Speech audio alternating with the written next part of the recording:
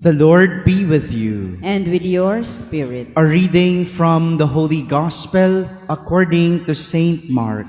Glory to you, O Lord.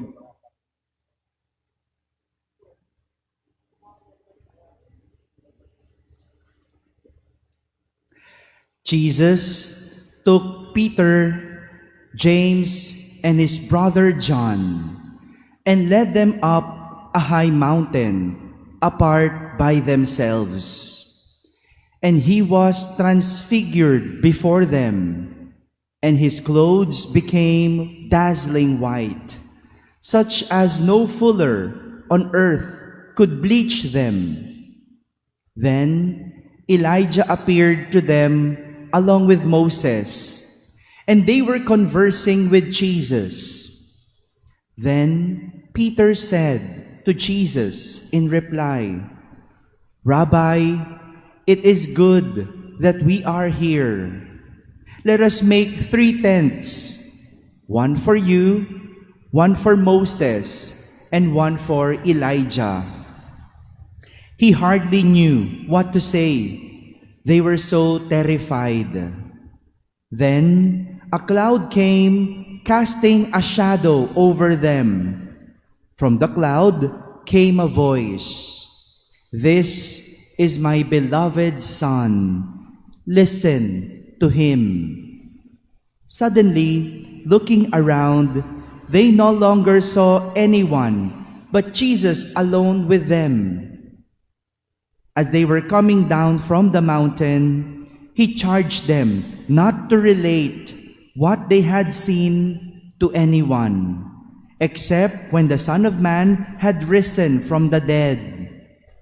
So they kept the matter to themselves, questioning what rising from the dead meant.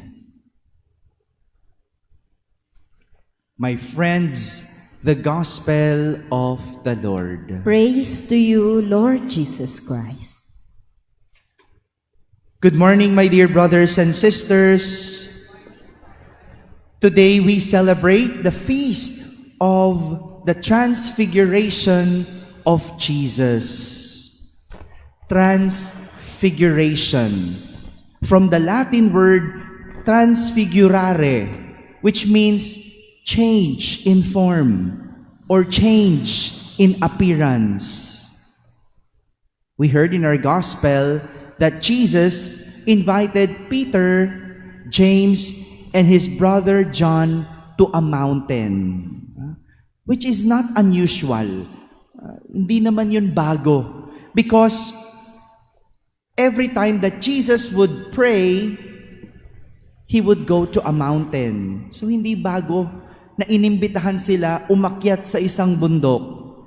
But may bagong nangyari. Suddenly, Jesus transfigured before them. He changed his appearance.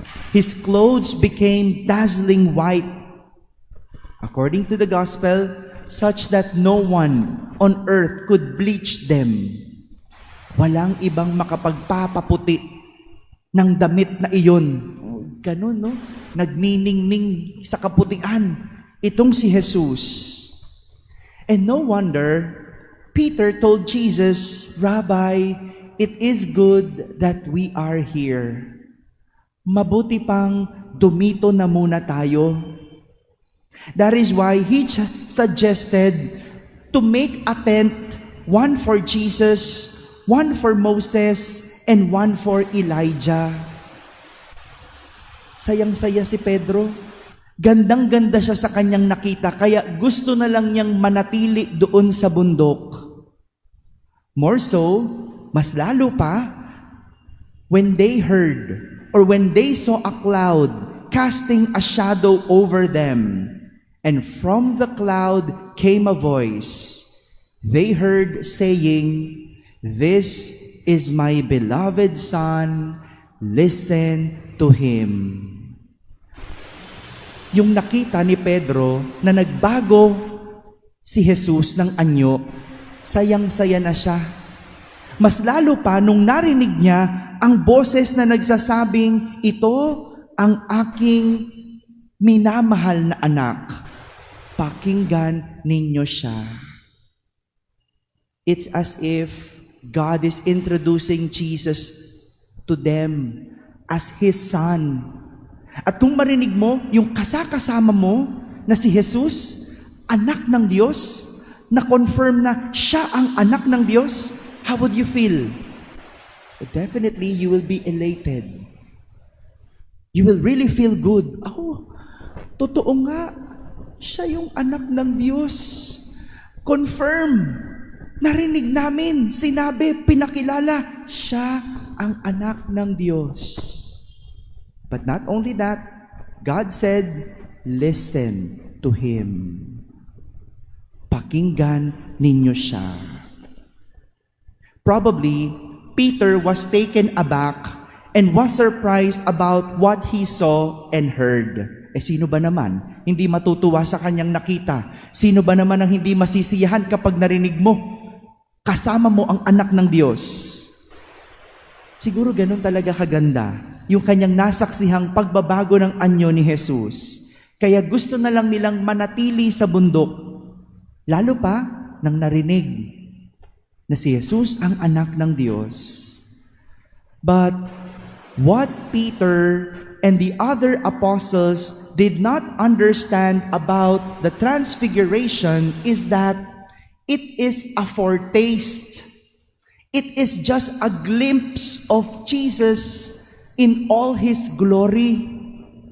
It is a taste of what is to come. Ano ibig sabihin nun? Patikim lang yon, pasilip lang yon sa mangyayari kay Jesus. Pinapasilip lang sa kanila yung gloria na mararating ni Jesus, makakamit ni Jesus. But before that glory comes, Jesus will suffer. Jesus will endure all the pain, and Jesus will even die. Pinasisilip lang sa kanila yung gloria. Para kapag naghihirap na si Jesus, maalala nila, hindi, may gloria. Kapag naghihirapan na si Jesus, maalala nila, hindi, Jesus will succeed. Kapag namatay na si Jesus, maalala nila, Jesus will rise again.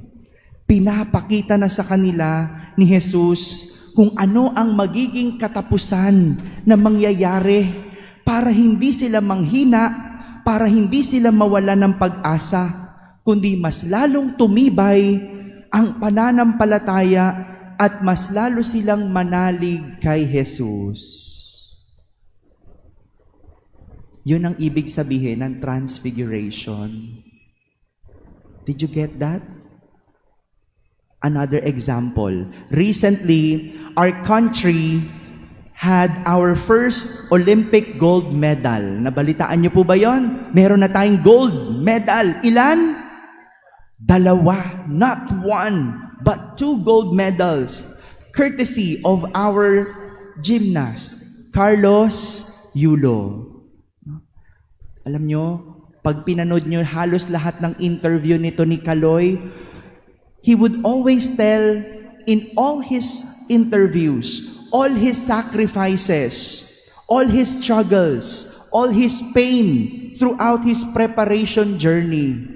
Lagi niyang sinasabi, no, yung hirap niya, lagi niyang kinukwento yung sakripisyo. Ba't naman hindi? Talaga naman ang atletang Pilipino, ang hirap-hirap ng buhay nila. Alam naman nating maliit ang budget o halos wala. Kaya nga kailangan pa nila mag-train sa ibang bansa, humanap ng sponsor, ganon kahirap. Pero pagkatapos ng hirap ng yon, tignan mo siya ngayon.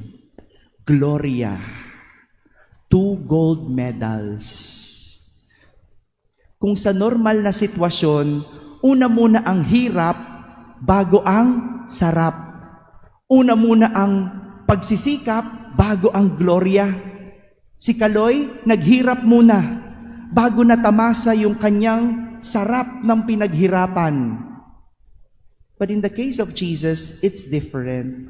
He's giving us the glimpse of the glory. Pinakikita muna yung glory just before the pain, just before the struggle that He would endure for the purpose of encouraging His disciples, encouraging us not to lose heart and not to lose hope. Di ba kapag nakita mo na yung katapusan, lalakas ang loob mo? Di ba kapag nakita mo na yung magiging ending, gagandang pakiramdam mo? Father, sana makita ko rin kung magkakatuluyan ba kami. Sana makita ko kung papasa ba ako sa board exam. Sana makita ko kung makakapasa ba ako sa trabaho. Di ba yan yung mga gloryang inaasam natin? Well, pinakikita na ni Jesus. Sinasabi na ni Jesus, don't lose hope. Don't lose heart. There is glory. Remember what the cloud said? This is my beloved Son. Listen to Him. If we will only listen to God, in all our struggle, in the end, we will find glory. My dear brothers and sisters, may the transfiguration of Jesus encourage us to keep the faith amidst the struggle and pains that we experience. We may not lose heart, but hope that one day we will see our future glory. Amen.